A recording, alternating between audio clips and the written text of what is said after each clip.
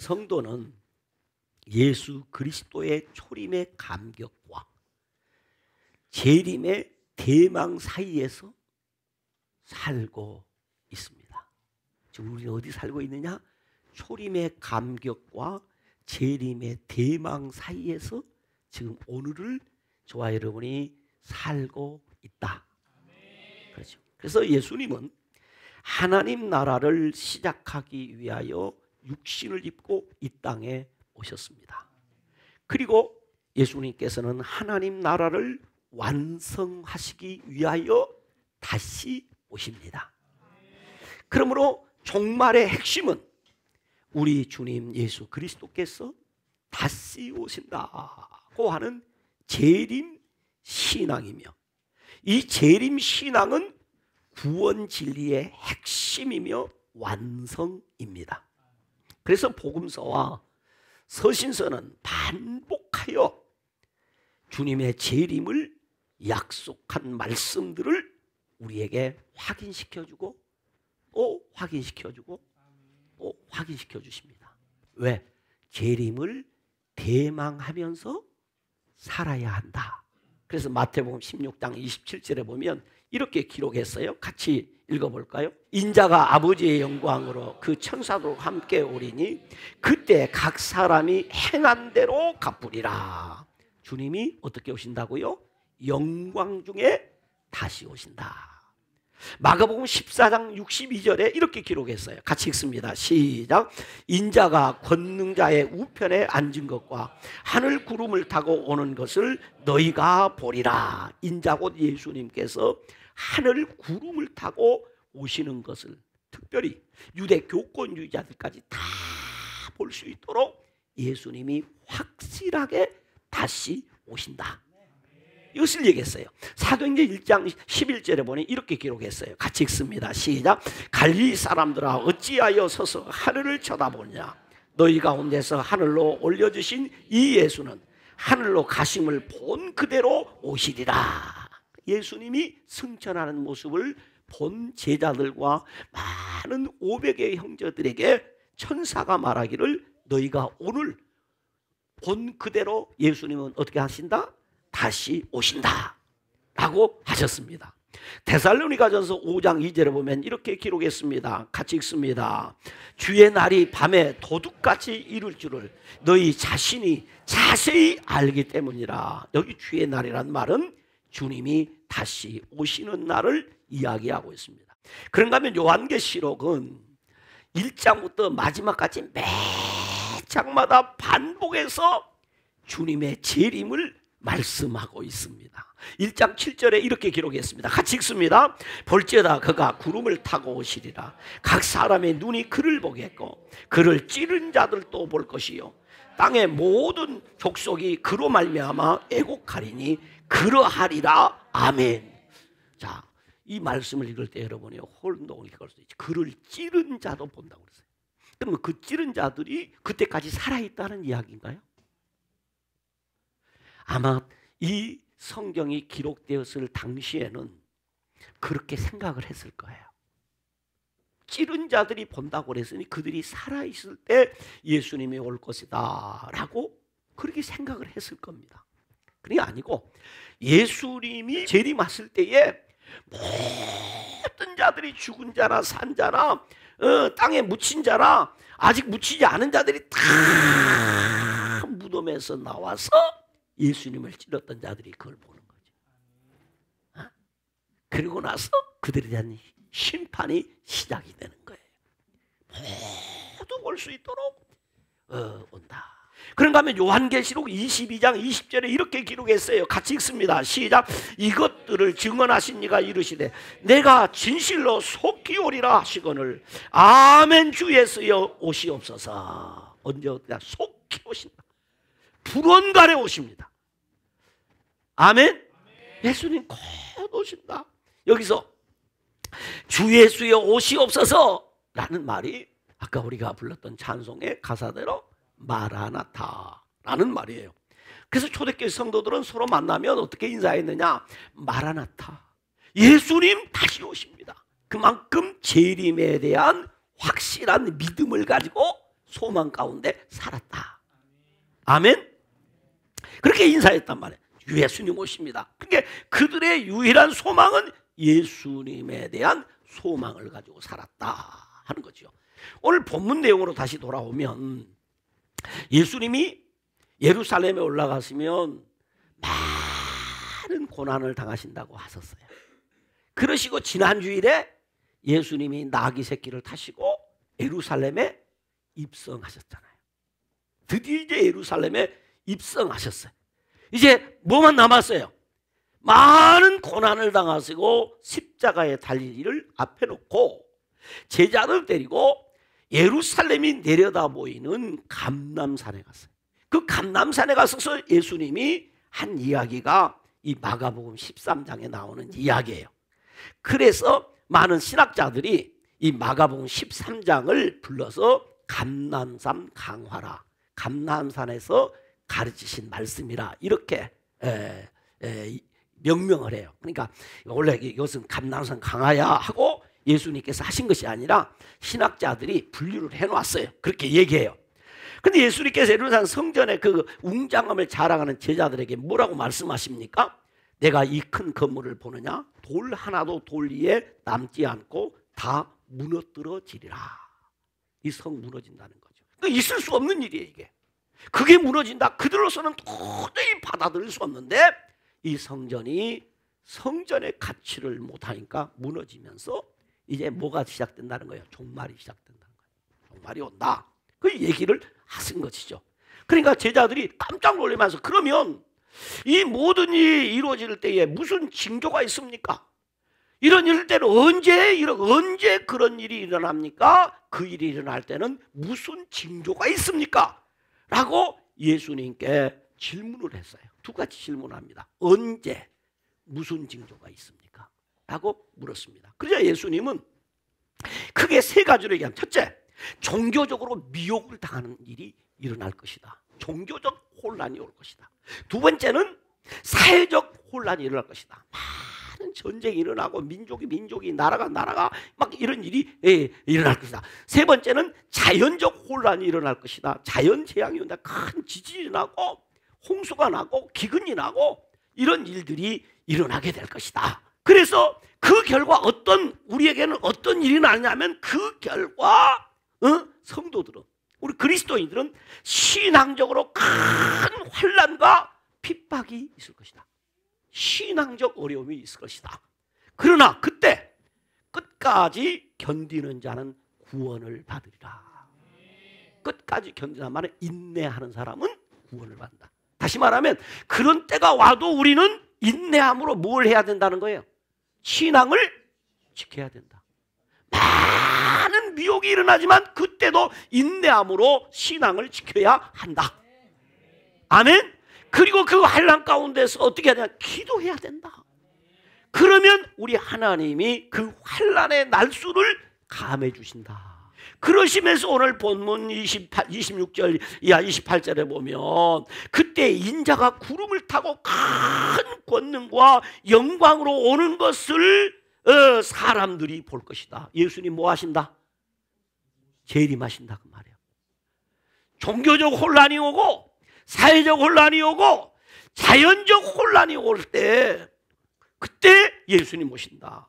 그러시면서 오늘 본문 무화과 나무의 비유를 배우라. 그러시면서 오늘 본문 이야기를 하는 거예요. 그러니까 우리가 생각해야 할 것은 예수님의 재림의 때와 재림의 징조를 묻는 제자들에게 예수님께서 징조에 대해서는 다 말씀했어요. 그리고 32절에 무엇이라고 말씀했는가? 32절을 읽어보도록 합니다. 32절 시작. 그날과 그때는 아무도 모르나니 하늘에 있는 천사도 아들도 모르고 아버지만 아시느니라 라고 했어요. 그리고 예수님이 승천하시기 전에 또다시 사도행전 1장 7절에 무엇이라고 기록했느냐? 같이 읽습니다. 시작. 때와 시기는 아버지께서 자기의 고난에 두셨으니 너희가 알 바 아니요 그랬어요. 재림하신 때는 몰라도 뭐는 확실하다? 재림은 확실하다. 재림의 때는 몰라도 재림은 확실하다. 이것을 믿으라는 거예요. 그래서 제가 설교 제목을 고민하다가 이 설교 제목을 뭐라고 정할까? 무화과나무의 비유를 배우라. 너무나 어필이 안 돼. 그래서 제목을 기가 막히게 정했어요. 몰라서 더 확실한 주의 재림. 따라서 합시다. 몰라서 더 확실한 주의 재림. 이 말 속에 오늘 설교 내용이 다 담아. 모른다. 뭘 몰라? 때를 몰라. 그러나 확실히 예수님 뭐 한다? 재림하신다. 몰라서 더 확실한 주의 재림. 이렇게 설교 제목을 정했어요. 그런데 여러분, 사람들은 그래요. 무엇인가 다 알면 더 확실하게 믿을 수 있을 것이라고 생각합니다. 알면, 내가 성경을 확실히 다 알면 정말 잘 믿을 거야. 그래요? 그렇습니까? 여러분, 몰라서 못 믿습니까? 아니에요. 성경과 신앙은 다 알고 믿는 것이 아닙니다. 만약에 성경을 다 알고 예수를 믿어야 한다 하면 오늘 예수 믿을 사람 이 땅에 있다 없다? 없다. 그런데 성경은 우리에게 무엇이라고 말하냐면 믿으면 알게 된다는 거죠. 아멘? 그러니까 다 알면 믿을 수 있는 것이라고 하는, 믿는 것이 아니라 성경과 신앙은 다 알고 믿는 것이 아니라 믿음으로 알아가는 것입니다. 그날과 그때가 언제인지 몰라도 부활이 확실한 것을 우리는 믿습니다. 재림을 믿습니다. 그렇다면 왜 주님은 그날과 그때를 은닉해 놨을까? 말하지 않고 감춰놨을까? 그래서 우리 개혁주의 성도들은 원칙이 하나 있습니다. 성경이 말하는 것을 말하고, 성경이 침묵하는 때는 침묵하고, 성경이 가는 곳까지 가고, 성경이 멈추면 멈추고, 성경이 우하면 우하고, 성경이 자하면 자하는 겁니다. 성경 이상을 벗어나면 안 된다는 거죠. 그런데 왜 예수님께서는 주님의 재림의 그날 그때를 은닉했을까? 그 이유는 첫째, 그 날에만 집중하지 말라는 것입니다. 그 날에 집중하지 말라. 주님의 재림은 반드시 있다. 그러나 그날과 그때는 하늘의 천사들도 모르고 주님 자신도 모르고 아무도 모릅니다. 아버지 하나님의 권한에 두셨기 때문에 누구만 아신다? 아버지 하나님만 아신다. 그러므로 누구든지 하나님의 주권 영역을 침범하는 죄를 범하면 안 된다는 거죠. 누군가가 내가 기도했더니 기도하는데 하나님이 음성을 들려주시기를 2024년 10월 1일 정오에 온다 이렇게 해서 기도하니까, 이야, 내가 기도했더니 성령님이 가르쳐 주셨다. 이건 하나님의 주권 영역을 침범하는 것이고 비진리를 가르치는 것입니다. 그러므로 사이비 이단들처럼 그 날에만 집중하여 극단적인 종말론에 빠져 살면 안 된다 하는 것입니다. 그러나 우리 주님은 반드시 오십니다. 곧 오십니다. 그래서 저는 그런 기도를 하고 그런 소망을 갖습니다. 내가 살아있을 때 오시면 좋겠다. 그렇다고 한다고 할지라도 우리 예수님이 재림의 날짜를 앞당기신다 안 당기신다? 안 당기신다. 내가 다만 소망할 뿐이다 이 말이에요. 내가 그렇게 소망하면서 내가 죽어서 장례를 치는 것보다는 살아있을 때 우리 예수님 오셔서 나를 위해 예비하신 새하늘과 새 땅에 들어가기를 고대합니다. 나만이 아니고 우리 모두는 그런 소망과 고대를 가지고 살아야 된다.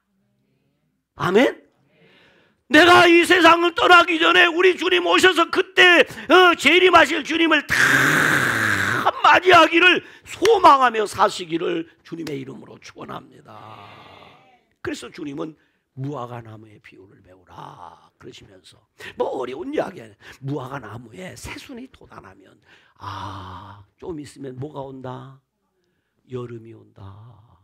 그랬더니 무화과 잎이 아주 무성하게 피었어. 뭐가 왔구나? 여름이 왔구나. 그 말이에요. 여름이. 이 무화과는 왜 무화과냐? 꽃이 없는 나무예요. 그리고 열매가 먼저 맺어지고 잎이 나오는 거예요. 나무예요. 그러니까 잎이 무성하다는 얘기는 열매가 많다는 거예요. 그러니까 그거 보면 이스라엘 사람, 이스라엘에 막 널려 있는 곳이 뭐예요? 무화과나무란 말이에요. 그러니까 그거 딱 보니까 아이 세상에 잎이 폈네. 그 거리 나가 보니까 세상에 개나리가 꽃망울을 머물었어요. 아이고 좀 있으면 꽃이 피겠네. 봄이 완연히 왔네. 그랬더니 이 개나리가 아주 꽃을 확 피우니 이 푸른 잎이 쫙 났어. 아이고 여름 다 왔네. 그거 보고도 모르는 사람을 뭐라고 그러냐? 맹추라고 그래. 야, 이 사람들아, 무화과 보면 그거 다 알 수 있지 않냐? 그런 것처럼 너희들이 징조를 보면 때를 알 수 있다 그 말이에요. 그래서 본문 29절에 이렇게 얘기해요. 같이 읽어봐요. 시작. 이와 같이 너희가 이런 일이 일어나는 것을 보거든 인자가 가까이 문 앞에 이런 줄을 알라. 이런 일이 뭐예요? 종교적 혼란, 사회적 혼란, 자연적 혼란이 가까이 오면 주의 재림이 가까이 온 것을 알아라. 그러지 그날 맞춰서 그러지 말라는 거예요. 응? 그리고 본문 30절로 31절에 이렇게 이야기해요. 같이 봐요. 본문 30절로 31절에 시작. 내가 진실로 너희에게 말하노니 이 세대가 지나가기 전에 이 일이 다 일어나리라. 천지는 없어지겠으나 내 말은 없어지지 아니하리라. 부활은, 재림은 확실한 거예요. 부활이 확실하듯이 재림도 뭐하다? 확실하다. 그러니까 그날과 그 시를 몰라도 징조를 보니까 예수님 곧 오시겠구나. 이것은 분별할 줄 알아야 된다는 거죠. 그러나 32절에 주님의 재림을 손꼽아 기다리고 사모해도 흔들리지 않은 것이 있다. 그러나 그날과 그때는 아무도 모르나니 하늘에 있는 천사도 아들도 모르고 아버지만 아시느니라. 성경의 그 어떤 말씀도 예수님의 재림에 대한 정확한 날짜를 알려주는 말씀이 있다 없다? 없다. 왜? 하나님이 그것은 은닉에 뒀다, 감춰뒀다. 그 말이에요. 그러므로 우리 성도들이 그날에 집중하여 극단적 종말론에 빠져 살면 뭐한다? 안 된다. 극단적 종말론에 빠져 살면 안 된다.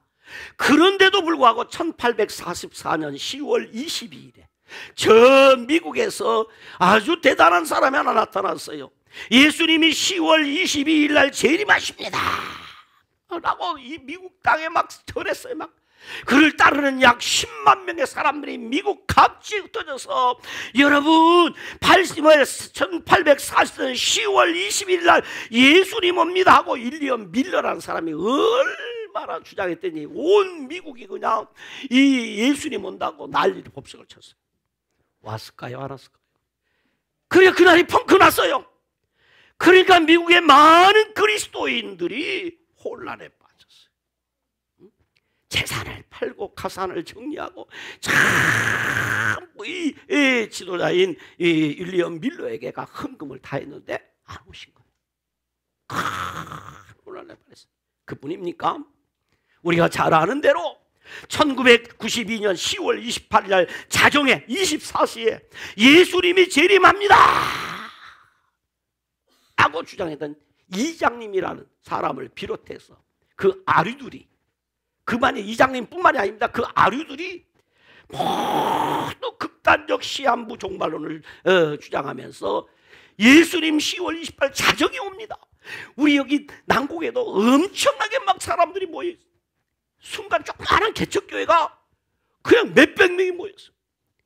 그래서 28일에 예수님 오는데 여러분 미용실을 해서 뭐 합니까? 미용실 잘 운영하는 사람이 미용실 정리하고 새 빼가지고 헌금 다 하고 비도져가지고 비도졌는데 예수님 오셔버리면 갚아야 돼? 안 갚아야 돼? 안 갚아야 돼. 대출 받아가지고 헌금하고 어마어마하게 막 헌금을. 예수님 오셨어요? 안 오셨어요? 그때 거기 빠진 사람들이 전부 가산을 정리해서 헌금을 다 했는데 올 때 갈 데가 없어요. 이렇게 살면 안 된다는 거예요. 이렇게. 그래서 그날과 그때를 의닉해 놓은 거예요. 여러분이 기도하다가 뭐 하다가 뭐 들어도 그건 이건 아니다. 그렇게 살면 안 되는 것을 우리 예수님이 미리 가르쳐 주셨단 말이에요. 극단적 시한부 종말론에 빠지면 안 돼요. 건강한 종말 신앙을 흔들어 놓을 뿐만 아니라 재림에 대한 설교도 할 수 없게 만들어요. 그래서 이제 그 후로 목사님들이 재림 설교하면 전부 이상한 눈으로 바라보게 됐어요. 그래서 목사님들이 요즘은 재림 설교 안 합니다. 오해를 한다. 예수님 오십니다. 곧 오십니다. 그러므로 우리는 어떻게 해야 되느냐? 그날을 기다리며 깨어있으라. 주님의 재림을 기다리는 성도들은 본문 33절에 이렇게 말합니다. 주의하라, 깨어있으라. 그때가 언제인지 알지 못함이라. 34절과 35절에도 깨어있으라, 37절 깨어있으라. 내가 너희에게 하는 이 말을 모든 사람에게 하는 말이라. 예수님 오십니다. 깨어있어야 합니다. 여기 주의하라 한 말은 보라, 알아차리라, 인지하라, 통찰하라, 간파하라, 그렇지. 그날을 인지하라 그 말이에요. 깨어있으라, 잠을 쫓아버리라는 말이고 정신을 차리라는 말입니다. 맑은 정신으로 긴장하며 주님의 재림을 기다리라. 아멘. 그래서 오늘 본문에 애화를 하나 드러났어요.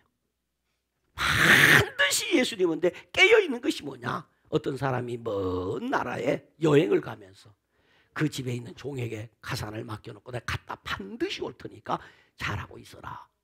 그런데 주인이 돌아오는데 이 종이 뭐하고 있어? 잠포전을 하고 문도 안 열어줘. 그러면 된다 안 된다?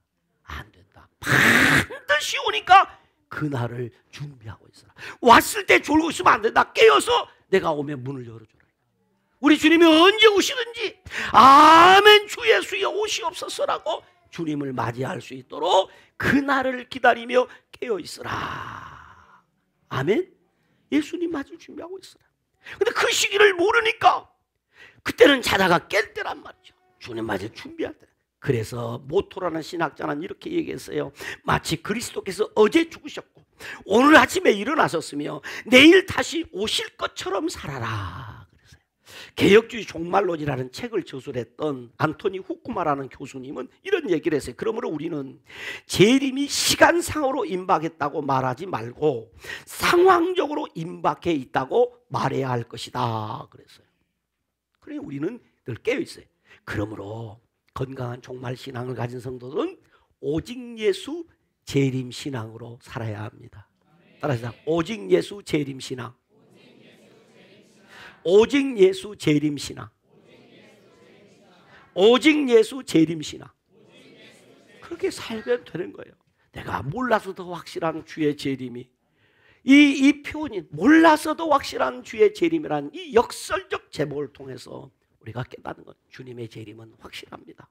그러나 그 시기는 몰라도 확실하니 우리는 오직 예수 재림 신앙으로 살아야 합니다. 이야기 하나를 여러분에게 들려주고 말씀을 마치겠습니다. 미국 서부 개척 시대에 백인들이 그 미국 땅에 들어가서 인디언들이 미리 자리를 다 잡고 있습니다. 서부 지역 가면 지금도 그 퓨리탄들이 이 미국 땅에 왔던 것들을 기념해서 많은 그 기념 시설들을 해놓은 걸 볼 수 있어요. 그런데 이 뭡니까? 인디언들이 그 농사가 잘 되고 기름진 곳에 옥수수를 다 심고 그냥 사는 거예요. 그래서 이들을 쫓아내기 위해서 이 백인들이 그 산에다가 이 인디언들이 사는 그 산 밑에서 불을 질러버렸어요. 그냥 불이 막 타고. 그러니까 꼼짝없이 인디언들은 불타 죽게 생겼어요. 그때 추장이 인디언들에게 소리를 칩니다. 여러분, 옥수수 밭에 불을 질러라. 왜? 근데 그때가 어쩌면 옥수수가 다 연걸어서 추수하기 전입니다. 그런데 추장이 옥수수 밭에 불을 지르라고 그래요. 여러분, 옥수수 밭에 불을 지르시기 바랍니다. 그러자 이 인디언들이 옥수수 밭에 불을 질렀어요. 그러자 옥수수가 이제 연걸어 가지고 이제 따야 되고 그러니까 이제 잎들이 말라 그러니까 쫙 불타버렸어요. 그러자 이번엔 추장이 다시금 말합니다. 여러분, 살고 싶으시면 불탄 옥수수 밭으로 모이시기 바랍니다. 이러니까 인디언들이 모두 어린 갓난아이까지 전부 가슴에 품고 그 불탄 옥수수 밭에 모였습니다. 그자 백인들이 지른 불이 막 억센 그 거친 불길이 옵니다. 그런데 옥수수밭은 이미 불을 다 타버렸기 때문에 불이 인디언들을 덮치지 못합니다. 다 살아남은 것입니다. 여기에 복음의 핵심이 있습니다. 예수 그리스도께서 우리 죄를 대신하여 심판을 받으시고 죽으셨습니다. 형벌을 받으셨습니다. 바로 나의 죄 때문에 예수님이 심판을 받으시고 십자가에 죽으신 겁니다. 불탄 곳에 불은 다시 덤비지 않습니다. 죄의 심판을 받은 그 십자가, 예수 그리스도가 달린 그 십자가 앞에 나온 자에게는 다시 심판이 없습니다. 멸망이 없습니다. 그래서 심판에서 생명으로 옮겨버린 것입니다. 그래서 성경은 말합니다. 주 예수를 믿으라. 그리하면 너와 내 집이 구원을 받으리라. 우리가 받아야 될 심판, 우리가 받아야 될 저주를 우리 예수님이 대신 받으셨습니다. 그러므로 예수 그리스도를 믿는 사람은 누구든지 심판이 없습니다. 누구든지 형벌이 없습니다. 저주가 없습니다. 그 사람은 예수를 믿는 사람입니다. 그를 위해서 우리 예수님 다시 오십니다.